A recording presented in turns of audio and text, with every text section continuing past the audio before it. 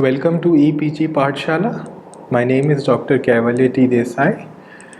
I'm an assistant professor in Department of Social Work, Assam University, Silchar. The module that we are going to discuss today is development and displacement under the paper Rural Development. There are three major objectives of this module.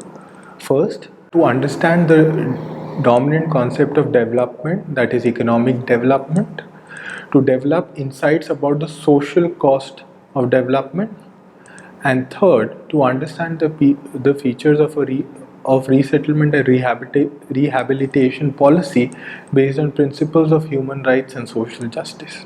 Ever since human beings have existed, development is taking place, and the countries in different parts of the world are marching ahead.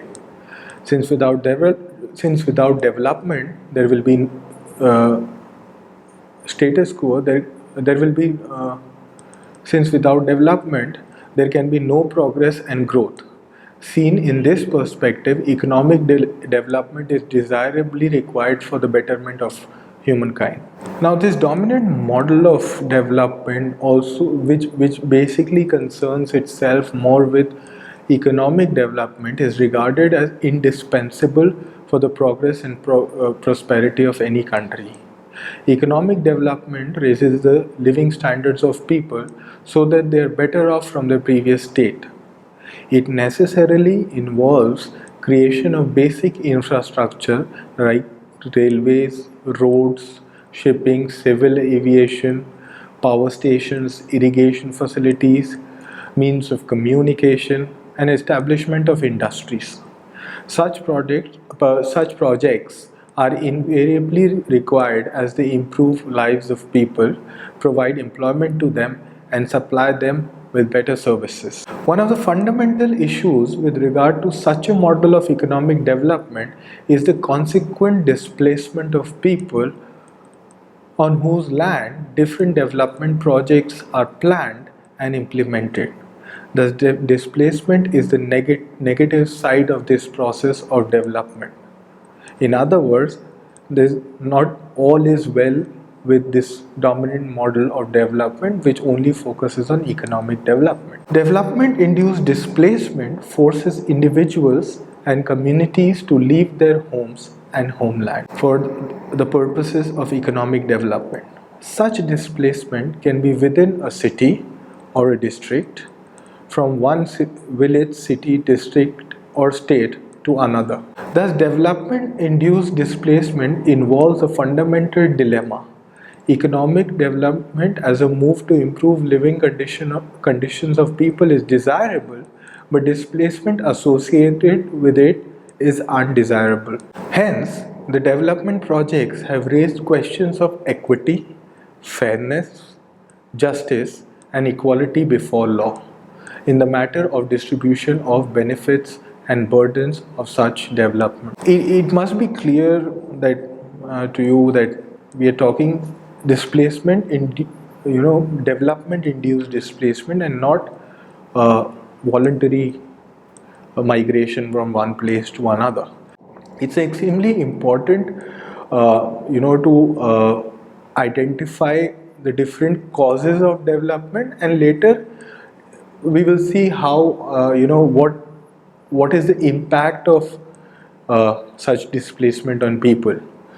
Now, there are various causes which have given rise to development-induced displacement. These include, building water supply dams, reservoirs, irrigation, uh, urban infrastructure, energy mining, power projects, oil exploration and extraction, agricultural expansion, transportation, roads, railways, highways, canals, and parks, sanctuaries, and forest reserves. Recently, we can also add, uh, you know, the building of, the creation of these special economic zones. Then in urban, metropolitan cities, and even in urban towns now, the coming up of these mega malls. These are all different causes. Different causes of development induced displacement. Now let us just briefly outline these again one by one. The first one of the first major causes of displacement is large multi-purpose river valley projects or dam projects. These displace people in several ways, like construction of colonies, canals, catchment area treatment, downstream impacts, compensatory afforestation, and related conservation schemes like sanctuaries and national parks. For example, one of the most highlighted displacement, one of the most one social movement which has highlighted such development induced displacement in India is Narmada Bachao Andolan. And now, if we always, when we look at large river valley projects, we think it's only the people who will, only those people will be displaced whose lands and houses will be submerged. However, that is just a part of displacement. There is plenty of other, there are a lot of other people who get displaced due to such river valley projects. The moment you set up such a big project, you develop colonies for all the staff which is going to come and work on this project. Now, even that would require moving people out of their land and homes. Similarly, when you build a river valley project for improving irrigation, so the canals have to be built. That will displace people, further displace people. Plus, all the forest area which gets submerged. In order to replenish that, government takes measures such as declaring certain areas as sanctuaries, and because you need to conserve the environment as a replacement to that. But what happens is that the moment you declare it as a sanctuary, what also happens is that it becomes a protected land, and the villagers who've been living in these sanctuaries for years and years, even they need to get displaced now. So displacement is manifold due to river valley projects, and not just limited to displacement of those people whose lands get submerged.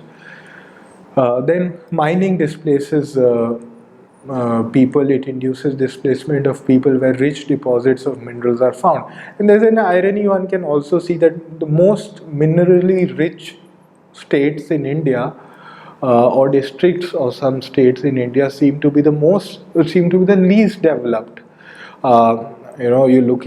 We can look at many parts of Bihar, Orissa, where a lot of mining takes place, and they are one of the least developed districts. Uh, then urban infrastructure and transportation projects. These include displacement such as slum clearance for establishment of industrial and commercial estates, shopping malls and multiplexes, etc. And we all know that slum clearances, it happens so often in especially our metropolitan cities.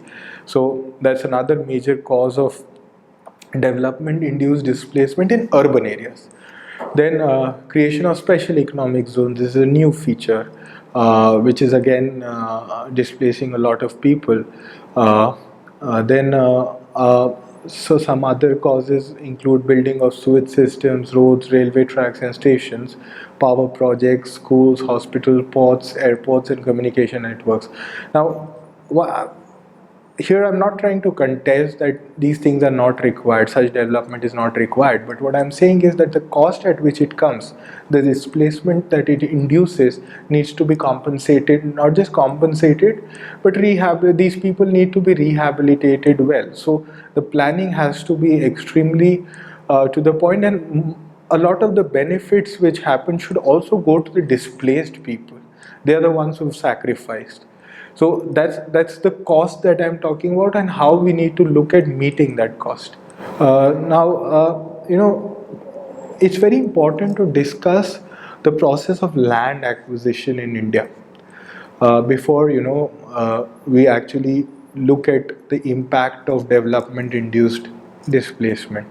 So let us now first look at the process of land acquisition, and then we'll probably look at some of the impacts of displacement.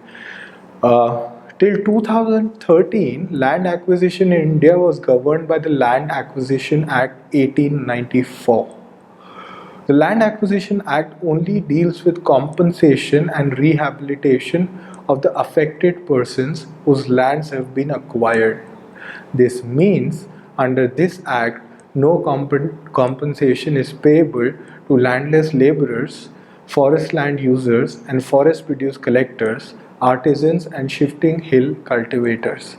Now imagine when, due to the development works, people are displaced. They're only under the previous act. They've been only compensated for the land they lose. But there are so many landless agricultural laborers in India. What happens to them once they are displaced? These are questions that need to be asked. The calculation of compensation on the basis of market value not only deprives the landowner, but it also hides the various socio-cultural dimensions of land ownership in an agrarian society. In addition, the earlier act only recognizes the individual property rights but not community rights over land. However, post 2014, land acquisition in India is governed by the Right to Fair Compensation and Transparency Act in Land Acquisition, Rehabilitation and Resettlement Act 2013. As I just stated that it is post 2014 that land acquisition in India is governed by the new Right to Fair Compensation and Transparency in Land Acquisition, Rehabilitation, Resettlement Act 2013. Now, this itself is a cruel joke on the displaced people of India, that they had to wait for more than 60 years after independence to change the British era law that allowed the acquisition of land for some public purpose by a government agency from individual landowners after paying a government determined compensation to cover losses incurred by landowners from surrendering their land to the agency. The arbitrariness and absence of people's voice can be easily comprehended from this basic statement of the Act. So, having looked at this process of land acquisition in India, one can realize that definitely the cost of land, the cost paid by the displaced people due to development has been quite high, and most of this displacement took place before this new act came into existence. Most of the development induced displacement that took place. So it's not as if post that it has not happened, but yet majority of the people who were displaced prior to 2014 have had to suffer more. Now let us look at the impact of displacement on the displaced people, the ousties. The first major impact of displacement is landlessness. Impoverishment from landlessness may take various forms. It might result in initial loss of land to the development project, then damage to land's productive potential in surrounding, non-surrounding areas. It can lead to subsequent losses in the productive potential of land on account of environmental problems, and the loss of land occurring due to inability of landless people to gain access to alternative lands. Then another important impact of displacement is joblessness.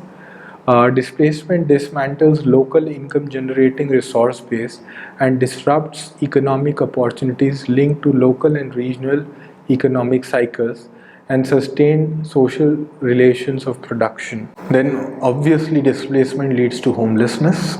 Homelessness is the loss of house, dwellings or shelters, be it permanent or temporary. In poorly executed development projects, homelessness is chronic. It is often associated with loss of identity and cultural impoverishment. Then displacement leads to marginalization. It occurs when individuals and communities lose economic power and move to a relatively lower socioeconomic status.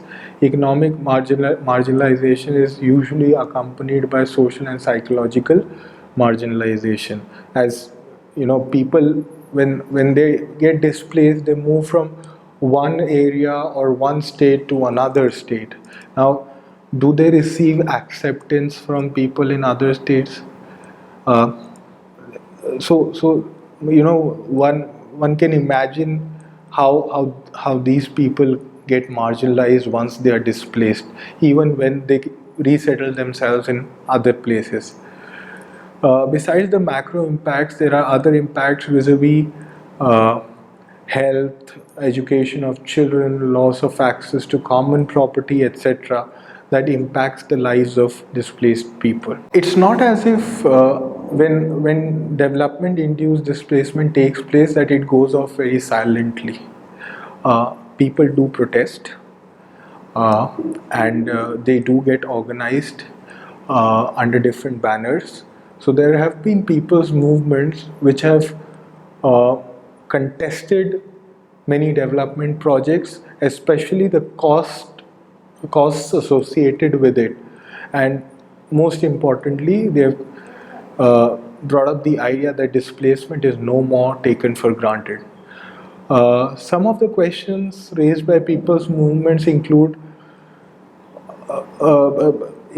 why displacement. These are very basic questions. Why displacement? For whom? What is the public purpose of the development project? Who decides the public purpose? Basically, who has the propriety of displacement? Whether the evaluation of resources of the affected people, which includes the social, cultural, and other aspects of life, could be recompensated, has been or could be possibly, is it possible to recompensate them adequately? Now, these struggles regarding the displacement and resettlement are directly linked with the development policy and the projects. The ousties and their organizations assert their rights to question uh, the development project in its entirety, examining all its aspects. Now, contrary to the expectations of the power holders that the ousties should only be concerned about their individual gains, the new movements have also emphasized the right of the ousties to question the project itself, which would be making them destitute. You know, they're not taking it for granted, though yes, it will lead to some development. Thus, the demand to take the consent of the prospective oustees before a project is conceptualized and formulated is also being asserted by the people's movements now, that you plus please, you know, consult us before you're going to launch any development project, and you should record our voice before moving ahead with any development project. All these aspects have radically altered the discourse regarding displacement and resettlement into an issue of development and displacement, and if need be, of ideal resettlement. So the idea of resettlement earlier, whatever displacement took place, was more, you know, just linked with this idea of, you know, resettlement of the displaced people. But now all that is changing. The new discourse, the pressure by public people's movements has, you know, changed that idea. Now, so these people's movements have given a voice to the, you know, the people, and some of the, let's highlight some of the major people's movements uh, which have questioned development-induced displacement. Uh, One is protest movements brought about the withdrawal of Rathongchu project in Sikkim in 1997 and the Bethi project in 1998. The Kashipur movement in Orissa against the Utkal Alumina Limited owned by the Bildas.